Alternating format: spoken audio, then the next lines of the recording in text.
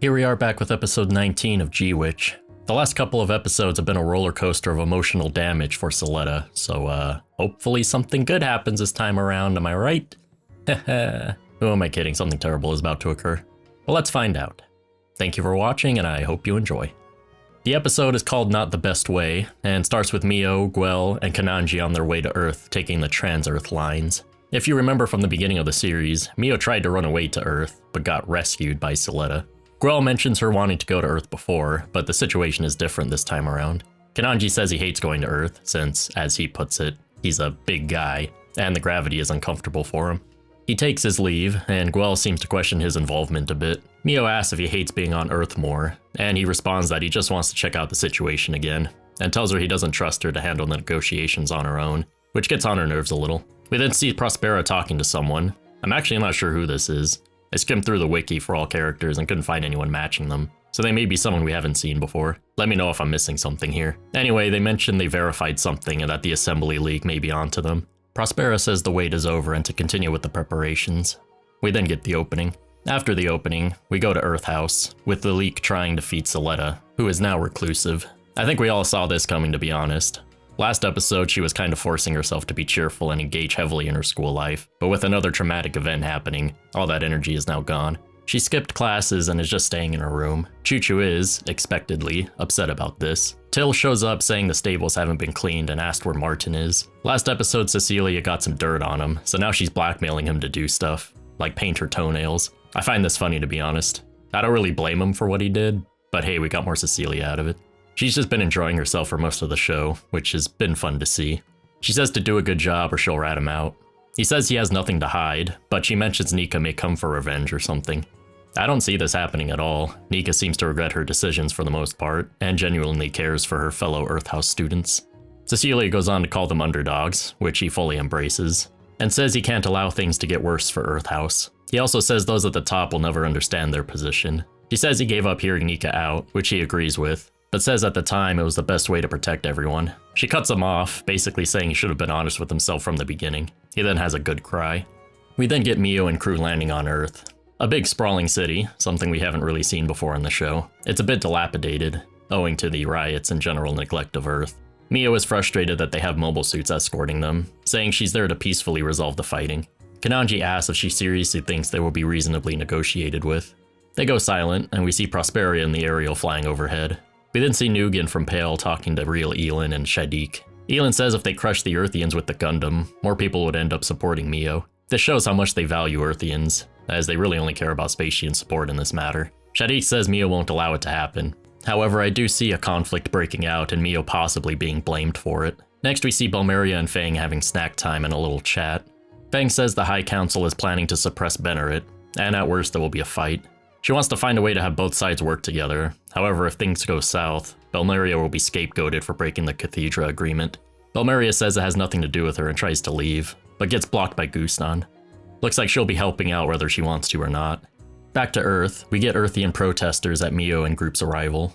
Seems like someone tipped them off that they'll be there, and they question it themselves. Kananji suggests regrouping, however Mio points out that they aren't armed and only want to be heard. Guel leaves the car and bumps into that kid, Seto, from episode 15. They recognize each other, but before they can talk, security takes him away. Kananji comes out saying he shouldn't stand in place, lest he gets sniped, I guess. Mio comes out too, and Guel asks if she can negotiate on her own. Guel picks up Seto's hat that he dropped while being taken away, and it looks like Guel wants to return it. He tells Kananji to take care of Mio before going through the crowd. Kananji comes with them anyway, telling the other guard to look after Mio. They then head inside for the negotiations. Inside, Mio greets the Earth representatives. She extends her hand for a handshake, saying that she hopes to speak on equal terms. They don't seem too impressed, refusing the handshake and telling her to follow them. At their meeting, Mio explains how Benerit wants to build a facility at the reconstruction district of Quinn Harbor. She goes on to say it would produce a 30% rise in employment for the area before getting cut off by one of the representatives. He goes on to tell Mio that 1,500 Earthians are either missing or dead after the Plant Quetta incident thanks to their search for the people involved. They say many were detained and tortured without reason. Mio responds saying they never gave orders to do so. However, she wasn't involved with or told about that decision. They continue, explaining that their monopolization of Permit and the proxy wars they forced upon them were already unbearable. They say if they continue to make them suffer by going outside of the law, they will do the same. They then say they want all Spatians off of Earth, which seems to be their only demand. We then see Lauda finding out about the short set. He gets told it's a joint project with Gundam Inc., however we know that it started with Vim Jaturk and Shinsei.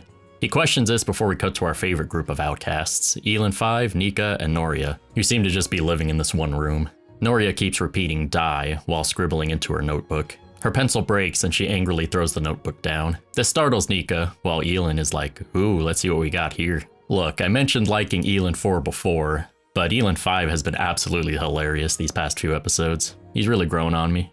As he's flipping through the book, we see a lot of well-drawn stuff from Earth. Some naturescapes, animals, bones, mostly dead stuff, which shows how bad Earth is. Noria catches onto him and says not to look while attacking him. They get into another scuffle, but he ends up keeping her in check. She tells all Spatians to die over and over before finally breaking down and crying. She calls out to Sophie, saying she doesn't want to be alone and that she's afraid to die too. Nika asks what just happened, but all Elin can say is that she'll never understand. The scene ends with this shot of their hands, which might be alluding to something perhaps, maybe? More on this later. We then cut to Mio watching their cool Gundam promotional video they did with Suletta and Ariel. She then gets told it's time for their presentation to the Earth representatives. She shows off the prosthetics the Earth House developed with the Gundam tech. They respond, calling them weapon merchants and that they want to sell them medical products too. Mio says that they want Spatians to leave Earth, but that also means all Earthians must leave space. They agree with this sentiment, but Mio rejects that notion, saying the Earthians she has been working with have been valuable partners, and she can't afford to lose them. She continues on about not understanding how Earthians feel, or their struggles, but wishes for more dialogue with them, to give her a chance. They ask how they can trust her when she doesn't have the final say in these things, and she asks if they would trust her if she became Bennerit's president. They ask if that is her intention, and she says she understands that that's what she needs to do. They say they can't negotiate with her, however they will give her 10 days, which is when the election will conclude, and that they will suspend protesting activities until then. Seems like the main representative is interested in the medical equipment after all, since he is a doctor. Mio thanks him, and they finally shake hands. We then cut to Suletta still in bed. Her stomach rumbles, so she gets up. No one seems to be around, so she heads to the fridge for food. After acquiring food, she gets found out by Choo Choo, and her face is priceless. Choo Choo takes her to everyone else, who have all gotten up for breakfast. Suletta says she isn't ready, but everyone else is very welcoming and want her to join. After taking a sip from some soup, Suletta sheds a tear, saying it's delicious. Shortly after they start eating, Martin shows up and confesses to the group about Nika. Choo Choo is, again, upset. Suletta tells them that Nika was trying to stop Sophie and Noria at the time, and that she wasn't trying to destroy the school. Choo Choo says she still lied to them, and that she can't forgive that. Till says only Nika can tell them why she did that, and then tells Martin to clean up the stables so the animals feel better. Everyone gives their take on the situation, knowing how hard it is. Afterwards, we get back to Guel giving Seto his hat back. Looks like Guel and Kananji changed into some regular clothes as to not stand out. Seto learned about Cynthia and how Guel made a grave for her. Guel says it was the only thing he could do for her. Kananji asks if other Donald members are around, but Seto says no. Before they leave, Seto asks about the school, wanting to go there. Kananji says Grassley has a program for taking in children who lost their parents due to the war partitioning and such, and that Shadiq and the others are from that. Seto asks them to take him in. However, Guel says he isn't part of Grassley, and he should ask one of the academy graduates. Seto then says he wants to be like the prince, someone who graduated and is now aiding the Earthians, and this triggers Kananji. Apparently Prince is Shadiq's nickname, and Kananji asks who told him that. He says the adults did, and that everyone knows about it. Kananji goes on to say that Shadiq's name before he was adopted was Yeru Ogle, and since he was a remarkable child, acquired the nickname Prince at the academy. This tipped Kananji off about Shadiq's involvement with the Donna Fold, since this kid, someone with the DOF, is the only person who has mentioned it.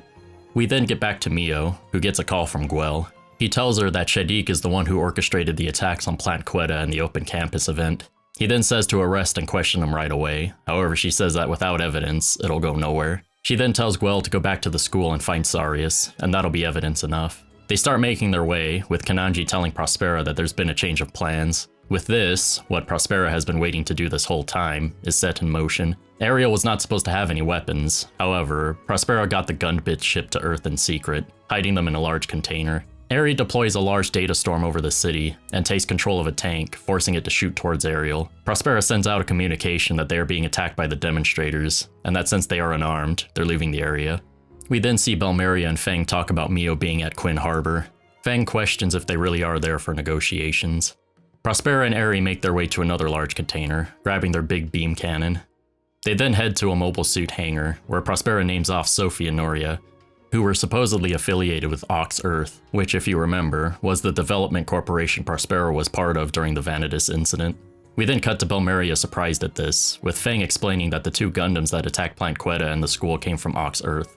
Belmeria says the Ox Earth was 21 years ago, but Fang says the higher-ups of the Assembly League are trying to suppress Benerit. She goes on to say that the ones supporting the once-defunct Ox Earth are the League's High Council. Fang doesn't have proof of this, however, but asks for Belmeria's support as she wants to avoid conflict. Prospera then proceeds to destroy the hangar of mobile suits, calling them sinners who trampled on Gun's ideals. This triggers conflict in the area, with both sides starting to attack each other. Mio wonders what is happening, and the Earth representatives ask if they were tricked. Mio denies this, but they take their leave anyway. Belmeria tells Fang that a component of Quiet Zero is at Plant Quetta, and that Quiet Zero is a project of Prospera's obsession. As they start making their way, Fang gets shot in the back by the person Prospera was talking to earlier in the episode. She pushes Belmeria forward, telling Guston to take her to the plant as the door closes. We then cut back to the conflict at Quinn Harbor, now destroyed and on fire. A lone child crying in the middle of all the destruction. News outlets are reporting on the situation, and we see Elin 5's group, Lauda, and the real Elin with Nugan watching. Real Elin says he called it, even if it isn't exactly how it thinks it went down. He then wonders what will happen now. We see Shadiq comment on the situation, saying that Prospera was onto them. Earthhouse is shocked by the news, which, as I guessed earlier, Mia was blamed for the conflict breaking out that she had no hand in. Suletta now understands why Eri said she can't cling to them anymore and pushed her away. Prospera and Eri didn't want Suletta to be involved in this plan, and says she didn't understand anything. To end this episode off, we see Mio blaming herself for this atrocity, saying it's all her fault. So a lot of things were set in motion in this episode. Mio is in a bad spot. Fang is most likely dead. Shadiq is about to be outed for his attacks, and Prospera is going through her plan. Let's go through some things. Suletta wasn't focused on that much this episode. We saw her go through a reclusive period before Earthhouse cheered her up. She then finally understands why Eri and Prospera pushed her away after seeing what they've done. She also probably assumes Mio is with Prospera on this plan, but that isn't the case. Elin and Noria had a somewhat wholesome moment. She finally broke down and cried about Sophie, which Elin understood perfectly where she was coming from with that. The Elins are all implied to be orphans from Earth, and as such, he understands Noria's plight. He held her hand, which is cute, but there might not be all that much to it. Mio and her negotiations on Earth were actually going great. They were going to give her time to become the president of Benerit and then negotiate. However, Prospera putting her plan in motion botched everything, and Mio did end up getting blamed for it. With Fang's talk to Belmeria, we learn that the Assembly League's High Council wants to suppress Benerit. It's implied that Prospera is part of this High Council, given the Ox Earth mention, since her actions are in line with what they want to do, which is to hurt Benerit. Mio is taking the fall for this, just as Prospera planned. Ox Earth still existing through Prospera as the Assembly League's secretive High Council is very interesting. Prospera mentioned earlier in the episode that the Assembly League may be onto them, which Fang definitely was. However, as she mentioned, she had no proof. It's also brought up that Noria and Sophie were part of Ox Earth, so I'm assuming DOF took the blame as to not bring attention to Ox Earth. This questions Shadiq's involvement too, as he seems to be wary of Prospera now. I can't wait to see how it goes with Guel and Kananji going back to the school to investigate Shadiq. With them knowing that he's involved with Plant Quetta and the open campus attack, I doubt this will be a peaceful thing, and there will definitely be some conflict with this. It also seems Shadiq knows about Prospera wanting to damage Benerit Group, and is taking some precautions. And the Earth situation is only getting worse, so I wonder how things on that end will be handled from here on out. A full-on war between Earth and space might be inevitable at this point, which is likely to go in Prospera's favor as it'll weaken Benerit considerably. In any case, let me know what you thought of the episode and what's going to happen moving forward. Definitely feels like the start of the endgame. If you enjoy Gundam and Mecha, consider subscribing, as it's the best way to support the channel. Thank you for watching, and I'll see you in the next one.